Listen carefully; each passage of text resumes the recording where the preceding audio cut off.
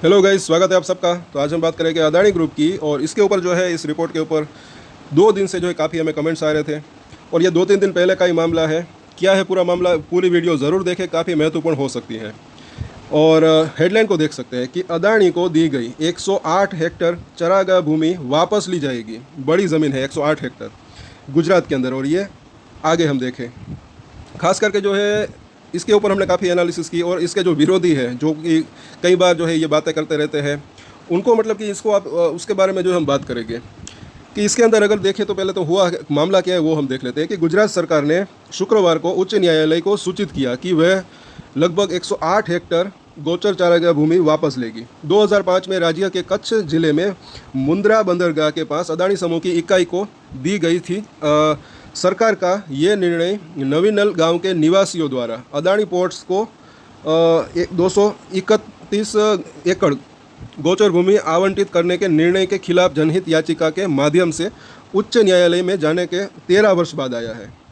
हालांकि राज्य राजस्व विभाग ने 2005 में आवंटित किया था ये, और लेकिन ग्रामीणों को इसके बारे में 2010 में पता चला, जब APSEZ ने उसे मिली गौचर भूमि पर बाड़ लगाना शुरू किया। निवासियों के अनुसार APSEZ को 276 एकड़ में से 231 एकड़ भूमि आवंटित करने के बाद गांव में केवल 45 एकड़ चारागाह भूमि बची है।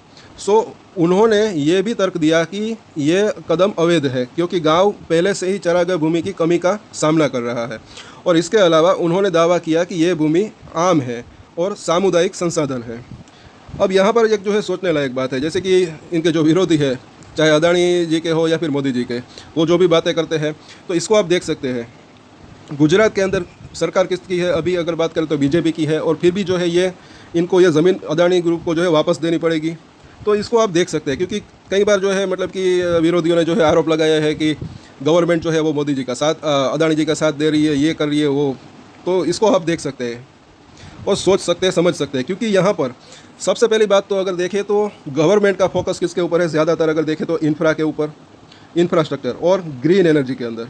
और अदानी ग्रुप का बिजनेस ही जो है ज़्यादातर इनके ऊपर फोकस है, इंफ्रास्ट्रक्चर और ग्रीन एनर्जी। इसके देश से भी जो है विकास को भी मदद मिल सकती है, क्योंकि इंफ्रास्ट्रक्चर से जो है काफ़ी रोज़गार पैदा हो सकते हैं, और ग्रीन एनर्जी से काफ़ी फ्यूल भी बच सकता है, और एनवायरनमेंट के अंदर पोल्यूशन भी कम हो सकता है।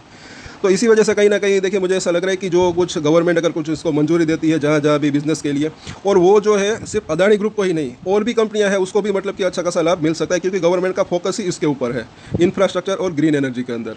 सो आई थिंक आपको जो है समझ में इसके अंदर आ चुका होगा। अब आगे देखते हैं आगे क्या है।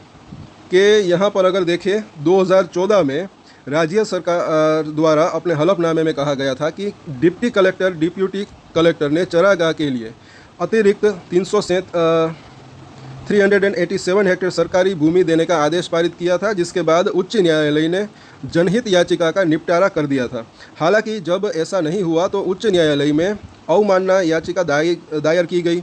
2015 में राज्य सरकार ने उच्च न्यायालय के समक्ष एक समीक्षा याचिका दायर की, जिसमें कहा कि पंचायत को आवंटन के लिए उपलब्ध भूमि केवल 17 हेक्टेयर है। इसके बाद राज्य सरकार ने शेष भूमि को लगभग 7 किलोमीटर दूर आवंटित करने का प्रस्ताव रखा, जो ग्रामीणों को स्वीकार्य नहीं था, क्योंकि उनका कहना था कि मवेशियों के लिए इतनी लंबी दूरी तय करना संभव नहीं है। अप्रैल 2024 में मुख्य न्यायाधीश सुनीता अग्रवाल और न्यायमूर्ति प्रणव त्रिवेदी की खंडपीठ ने राजस्व विभाग के अतिरिक्त मुख्य सचिव को समाधान निकालने का निर्देश दिया। और शुक्रवार को ACS ने हलफनामे के माध्यम से पीठ को सूचित किया कि राज्य सरकार ने लगभग 108 हेक्टेयर या 266 एकड़ गौचर भूमि वापस लेने का फैसला किया है, जिसे पहले APSEZ यानी कि अदानी पोर्ट को आवंटित किया गया था। राजस्व विभाग ने अदालत को सूचित किया कि राज्य सरकार 129 हेक्टेयर भूमि को गौचर के रूप में पुनः प्राप्त करेगी और इसे गांव को वापस देगी, जिसके लिए वह अपनी कुछ भूमि और अदानी समूह की फर्म से वापस ली जा रही है 108 हेक्टेयर भूमि का उपयोग करेगी। हाई कोर्ट की पीठ ने संतोष व्यक्त किया और राज्य सरकार को इस प्रस्ताव को लागू करने का निर्देश दिया। इसके बाद हाई कोर्ट ने कार्यवाही 7 जुलाई तक स्थगित कर दी। तो ये इसकी जो है पूरी रिपोर्ट है, और ये समझने लायक बात है कि गुजरात में अगर बीजेपी की गवर्नमेंट है, फिर भी अदानी ग्रुप को ये जो 108 हेक्टेयर ज़मीन है वो वापस देनी पड़ेगी। अगर जो लोग विरोधी मतलब कि इनके बारे में बोलते हैं, अगर वो सच होता तो ये जो है मतलब कि ऐसा नहीं होता, ये ज़मीन वापस नहीं देनी पड़ती। तो ये समझने लायक बात है।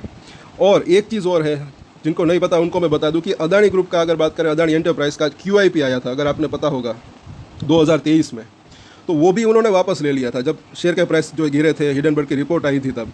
अगर अदानी जी चाहते तो वो QIP जो सक्सेसफुली वो मतलब कि पूरा का पूरा जो है मतलब कि सब्सक्राइब हो चुका था, वो पैसा जुटा सकते थे उसके माध्यम, लेकिन उन्होंने कैंसिल कर दिया, सबके पैसे वापस भी कर दिए। तो ये भी एक जो है सोचने लायक बात है। और इसके बारे में जो कि काफ़ी जो है कमेंट आए थे, और जो कि ज़रूरी भी था कि ये मामला आखिर है क्या। तो ये जो है आई थिंक आपको समझ में आ चुका होगा। और दोपहर के बाद कुछ अदानी ग्रुप के शेयरों के ऊपर भी हम चर्चा करेंगे। आज थोड़ा बाजार भी जो है डाउन है, थोड़े से शेयर जो है डाउन अभी चल रहे हैं अदानी ग्रुप के। लेकिन अगर जिनको खरीदना है तो कुछ शेयर अगर नीचे आते हैं, इसके RSI के ऊपर हमारा डेली नज़र रहती है, तो अगर सपोर्ट और रजिस्ट्रेशन के ऊपर आप नज़र बना के रख सकते हैं। मुझे ऐसा लग रहा है कि नीचे में एक अच्छा खरीदने का मौका भी मिल सकता है। शॉर्ट टर्म की अगर बात करें तो थोड़ी सी और गिरावट आती है तब की बात है। सो आज के वीडियो में इतना ही। अगर अच्छा लगा तो लाइक, शेयर एंड सब्सक्राइब करें हमारे चैनल को। और एक स्टैंडर्ड डिस्क्लेमर जो कि मैं हमेशा देता हूँ, आप कोई भी ट्रेड ले उससे पहले अपनी रिसर्च करें, अपने फाइनेंशियल एडवाइजर की सलाह ले, उसके बाद ही कोई डिसीजन ले। और डिसीजन ले तो उसकी जिम्मेदारी मैच्योरिटी के साथ खुद ही ले। ये वीडियो मैंने एजुकेशन पर्पस के लिए बनाया, मेरी तरफ से कोई भी बाय या सेल की रिकमेंडेशन नहीं है। Thank you.